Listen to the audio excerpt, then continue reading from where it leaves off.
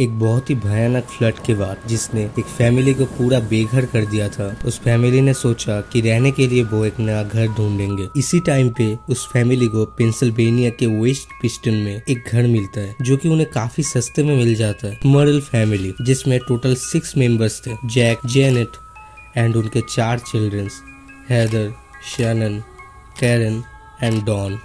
उनकी पूरी family move कर जाती है वेस्ट पिस्टन के उस घर में जहाँ पे जैक्स के पेरेंट्स भी आ जाते हैं। पर स्मॉडल फैमिली को इस चीज का अंदाजा भी नहीं था कि ये घर उनके लिए एक नर्क से कम नहीं होने वाला था।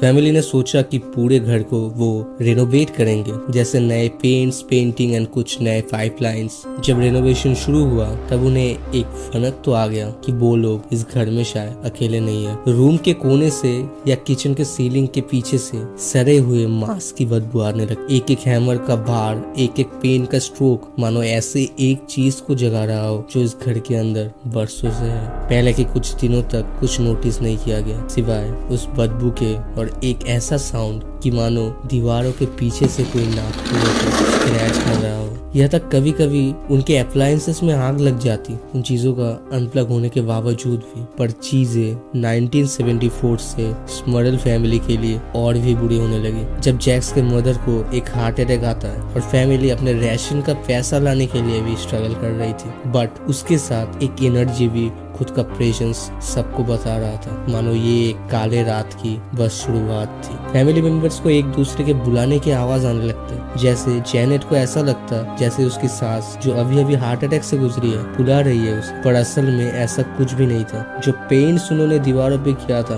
वो सब हटने लग गए और दीवारों पे कुछ धब्बे आने लग गए। जो आवाज उनको दीवारों के पीछे से आता वो मानो और भी ज्यादा तेज हो गया। और इसी टाइम में जेनेट कंसीव भी कर रही थी। कुछ दिनों के बाद वो 2 ट्विंस का जन्म देती है और जो एंटिटी इस घर में अपने होने का एहसास दिला रहा था वो मानो और भी ज्यादा एक्टिव हो जाता है। स्मॉडल फैमिली की सबसे बड़ी बेटी रात को सो नहीं पाती, ऐसा लगती मानो कोई उसको पूरी रात घूर रहा हो। एक दिन जब घर के सब बड़े बाहर थे और बच्चे सो रहे थे, जेनेट किचन को जाती अपने लिए कॉफी बनाने के लिए। वो कॉफी प्रिपेयर कर रही थी, तभी उससे अपने पीछे से बर्तनों के गिरने का आवाज आती। साउंड सुनाई देने के बाद वो अपने पीछे घूमती और एक भयानक क्रिएचर दिखता है जिसके आंखें नहीं थे। जब वो अपने आंखें ब्लिंक करती है वो क्रिएचर गायब हो जाता है। डरी हुई जेनेट इस बात को अपने मन के वहम समझ लेती है, पर मानो चीजें और खराब होना शुरू हो गया था। जैक्स के पेरेंट्स जो कि घर के दूसरे साइड में रहते, उनको ऐसा आवाज आने लगे जैसे मानो जैक्स एंड जेनेट में बहुत ज्यादा झगड़ा चल रहा हो। एक रात को इतना ज्यादा चीजें बदतर हो गई कि उन्हें घर के दूसरे कोने से चीजें तोड़ने के और रैगिंग फाइट्स के आवाज आने लगे थे। जैक्स के फादर चिंता में दरवाजा खोल के घर के दूसरे साइड गए,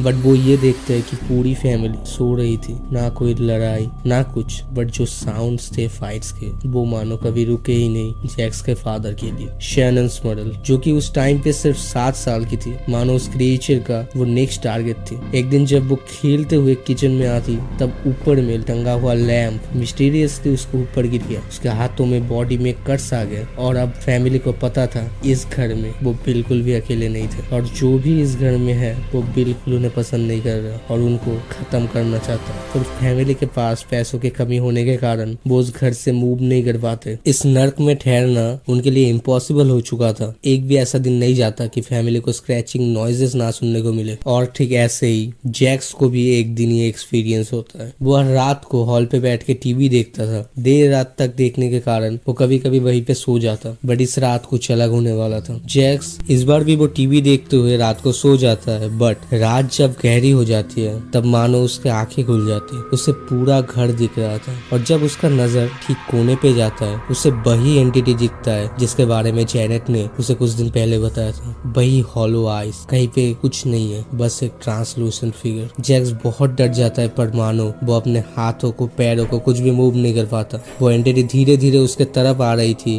और तब झटके से उसका नींद टूट जाता है। इस इंसिडेंट के बाद वो कभी भी उस घर में नहीं सोता और अभी कुछ टाइम बीतने के बाद विंटर्स आ जाता है। विंटर्स आ चुके थे और सर्दी के मौसम में पूरी फैमिली घर को ही रहती। एक दिन जब पूरी फैमिली मिलकर टीवी देख रहे थे तब उन्हें दिखता है एक शो में पैरानॉर्मल इन्वेस्टिगेशन करने वाले कपल्स। स्मॉडल फैमिली सोचती है वो लोग उन कपल से एक इंटरव्यू फिक्स करेंगे। किसी तरीके से वो लोग उन कपल्स के साथ एक इंटरव्यू फिक्स कर लेते हैं और उनको वो सारी चीजें बताते हैं जो कि उन्होंने इस टाइम तक एक्सपीरियंस किया था। एडवर्ड एंड लॉरेंस उन कपल्स का नाम थे और उन्होंने स्मडल फैमिली की बात सुनने के बाद उनके साथ ही रहने का सोचा और इन्वेस्टिगेशन करने का सोचा। पूरे 1 महीने तक इन्वेस्टिगेशन चला और इन बीच चीजें पूरी तरीके से फैल गई थी कि इस फैमिली के घर के अंदर एक घोस्ट रहता है और इसके कारण कुछ लोग फैमिली के बाहर दिन रात किसी भी टाइम पे कैंपिंग करके रहते ताकि उनको भी वो घोस्ट दिखे। कुछ लोग तो इतने पागल थे कि वो लोग आके खिड़की से अंदर तक झांकते ये देखने के लिए कि वहाँ पे कौन रहता है। 1 महीने तक इन्वेस्टिगेशन चलने के बाद ये पता चलता है कि उस घर में टोटल 4 एंटिटीज थे, जिसमें से पहला एक यंग औरत जो कि उस फैमिली के लिए उतना ज्यादा हार्मफुल नहीं था बट उसको रोक के रखा गया था। दूसरा एक बूढ़ी औरत जो कि बहुत गुस्से में रहती है हमेशा। तीसरा एक लवर जिसने अपने ही लवर का कत्ल कर दिया था एंड उस आदमी को 100 साल पहले करीब गांव वालों ने फांसी पे चढ़ा दिया था, ठीक उसी जगह में जहाँ पे उसने उसके लवर का कत्ल किया था और वो जगह वही थी जहाँ पे अभी स्मॉडल फैमिली रह रही थी। और चौथा एंटिटी वही एंटिटी जो कि इन 3 स्पिरिट्स को अपने कब्जे में रखी हुई थी और अपना पावर बढ़ा रही थी। वॉरेंस मतलब एडवर्ड एंड लॉरेंस का परिवार उन्होंने फर्स्ट एक्सोर्सिज्म परफॉर्म किया बट मानो पहले एक्सोर्सिज्म के बाद कुछ भी नहीं बदला, सारी चीजें सेम थे, वही स्क्रैचिंग नॉइसेस, वही रॉटन मीट की बदबू और वही इंसिडेंट। इस इंसिडेंट के बाद जब पहला एक्सोर्सिज्म परफॉर्म हुआ वो क्रिएचर मानो और भी गुस्से में आ गया और इस बार फैमिली की तरफ और भी ज्यादा वायलेंट हो गया। फैमिली के बॉडी में रैंडमली कट्स आ जाते, स्क्रैचिंग आ जाते, ऐसा मानो कोई नाखून से स्क्रैच कर रहा था उनकी बॉडीज पर। फिजिकली अटैक्स और बढ़ जाते और स्मॉडल फैमिली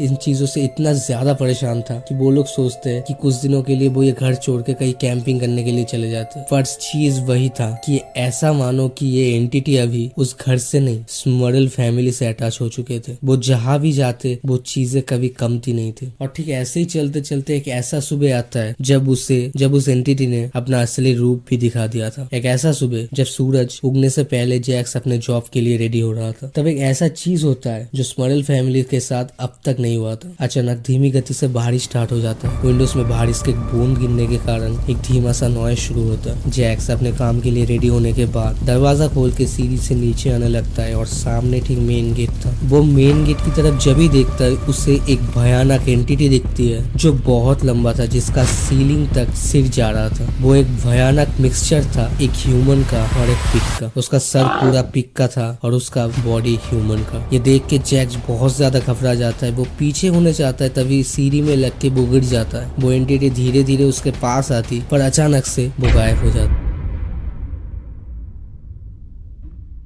जैक्स ये सब एक्सपीरियंस करने के बाद पूरी तरीके से टूट चुका था पर इस टाइम में वॉरेंस ने भी हार नहीं मानी थी। वो लोग कई प्रीस्टों को बुलाते और कई चर्च के लोगों के साथ एक सेकेंड एक्सोर्सिज्म परफॉर्म करते और ये एक्सोर्सिज्म मास एक्सोर्सिज्म था। बहुत लोग आते हैं इसको कंडक्ट करने और एक रिनाउंड प्रीस्ट बिशप मैकेना जो कि बहुत ही ज्यादा फेमस था उस टाइम को, वो भी इस एक्सोर्सिज्म में पार्टिसिपेट करते हैं। एंड फाइनली 3 महीनों के लिए स्मॉडल फैमिली को थोड़ा राहत मिलता है। 3 महीने के बाद जैक्स को फिर से ये एक्सपीरियंस होता पर इस बार उसके पास चर्च का दिया हुआ एक गिफ्ट था। वो उसको छूता है और जितना कर सकता था, वो जितना उससे हो पाता था उतना ज्यादा प्रे करता है और एक टाइम के बाद वो एंटिटी गायब भी हो जाता। फाइनली स्मॉडल फैमिली ने इनफ मनी जोड़ लिया था किसी और जगह में शिफ्ट करने के लिए। उनको एक नया स्टार्ट चाहिए था अपने जिंदगी में। वो लोग एक और शहर में चले जाते और वहाँ पे एक नए घर में रहना स्टार्ट करते। बट जैसा पहले भी था मानो वो एंटिटी सभी उस घर के साथ नहीं इस फैमिली के साथ जुड़ चुका था। वो इस फैमिली को डिस्ट्रॉय करना चाहता था और इस घर में भी सेम चीजें शुरू होते। पर इस बार लोकल चर्च के एक प्रीस्ट ने और कई लोगों ने मिलके एक last and final exorcism perform किया और इस बात के बाद वो एंटिटीज को दोबारा नहीं देखा गया था। फाइनली स्मॉडल्स को पीस मिला।